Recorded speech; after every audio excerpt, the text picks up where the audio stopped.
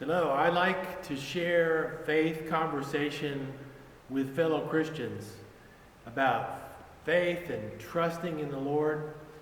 When it's something that I've been inspired to work on, when there's some aspect of that where we are in conversation about how we can have deeper faith, how we can trust more in God. And when we've studied that, and I can share from what I've studied, from what I've experienced, and from where I've failed. But I always feel a little uncomfortable when the failure is in the last 24 hours or 48 hours. And this morning I want to continue to talk about the 4 pillars of wisdom. And this pillar that I'll describe today is one where I can even think in the last 48 hours where I've failed to have that kind of wisdom in my life. So I'll just kind of go on here and say, we need biblical wisdom now, more than any other time, I believe, in our lives. Just so struck with the times that we're living in, and that's why these last weeks I've focused on this theme, biblical wisdom. And kind of looking at the scriptures all the way through the Old and the New Testament, including Jesus and where Jesus shares wise sayings and he lives a life of wisdom and how that connects with the Old Testament and then carries on even through the epistles. We learned that the first pillar of biblical wisdom is the fear of the Lord, or awe before God, a reverence. And in the New Testament, we would probably rephrase that as being so close as we walk with Jesus in all times. We can recognize the second pillar of wisdom as the listening heart. And we shared about that last week. A listening heart can recognize the risen Lord often and then exclaim, "The Lord is risen," in countless small and large situations. He's alive. And that's the fruit of a listening heart. A listening heart can recognize the Creator God in the works of God's hands. Again, the fruit of that listening heart.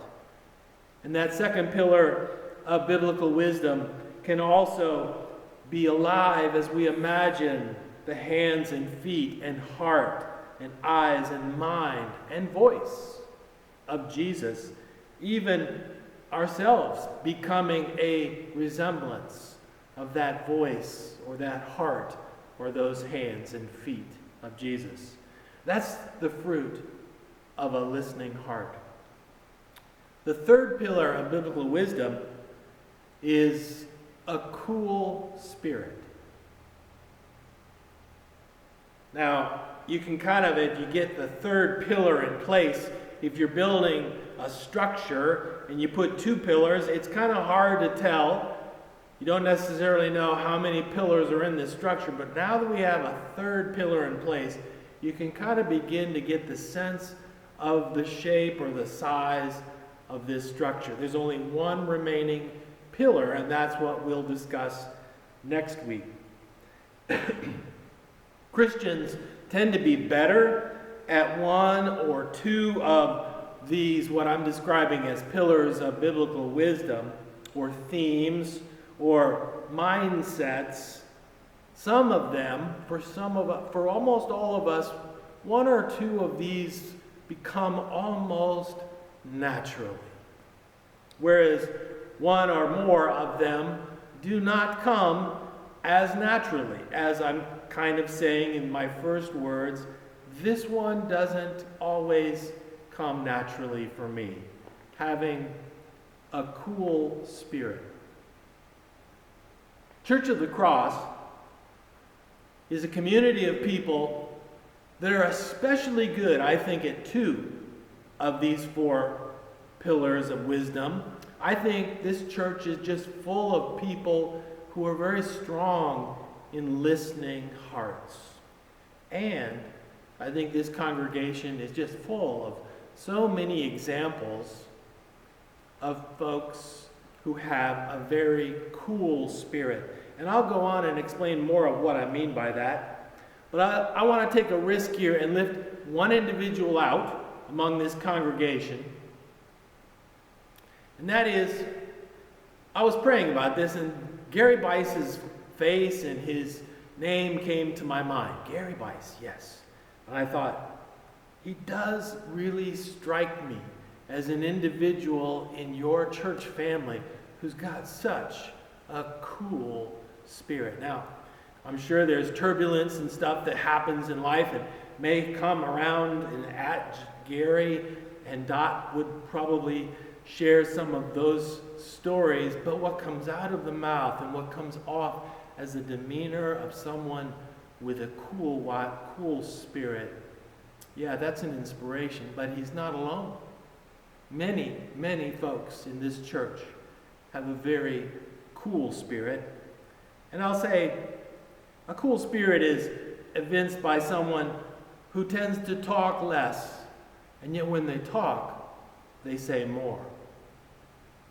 We rely so much on the Proverbs, on Ecclesiastes, on some of the Psalms to give us some help and guidance about how the Old Testament faith views and describes cool spirits. A cool spirit is one who resides in those who are able to resist temptation. And here's one temptation that is so hard to resist, is trying to give people answers instead of helping them to struggle with questions, or promising or inferring that things are going to kind of wrap up quickly or turn out better quickly if they just have faith. Being prepared and coming to a situation well prepared, well thought out, that's one that I put a little frown face around on that when I came across that summary. Sometimes on Thursday nights we do our music rehearsal, and I'm like scrambling. Jeff and I are running around trying to get our music things together, to the chuckles of our fellow musicians. A person with a cool spirit is able to set boundaries, and we've learned a lot about setting boundaries in terms of our work, and as far as our discipline, in terms of the time, and in terms of the relationships in our lives. Living one day at a time is a particularly noted attribute of one who has a cool spirit. I want to read a couple of scriptures. One from Ecclesiastes and the other one from Proverbs. In Ecclesiastes chapter 1, beginning with verse 4, "A generation comes and goes, but the earth remains forever. The sun rises and the sun goes down and hurries to the place where it rises. The wind blows to the south and goes around to the north. Around and around goes the wind, and on the circuits the wind returns. All things are wearisome, more than one can express. The eye is not satisfied with seeing, or the ear filled with hearing. What has been is what will be, and what has been done is what will be done. There is nothing new under the sun. Is there a thing of which it is said, 'See, this is new'? It has already been in the ages before us. The people of long ago are not remembered. I, the teacher," says the writer of Ecclesiastes, "when king over Israel in Jerusalem, applied my mind to seek and search out by wisdom all that is done under heaven. It is an unhappy business that God has given to human beings to be busy with. I saw all the deeds that are done under the sun, and see, all is vanity and a chasing after wind. And from Proverbs, in the 12th chapter, beginning in verse 14, from the fruit of the mouth one is filled with good things, and manual labor has its reward. Fools think their own way is right, but the wise listen to advice. Fools show their anger at once, but the prudent ignore an insult. Whoever speaks the truth gives honest evidence, but a false witness speaks deceitfully.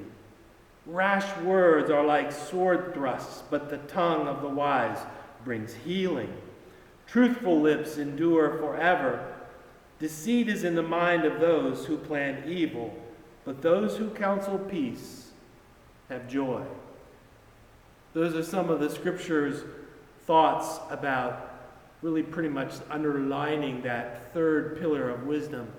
What does it look like? What does it feel like to have a cool spirit?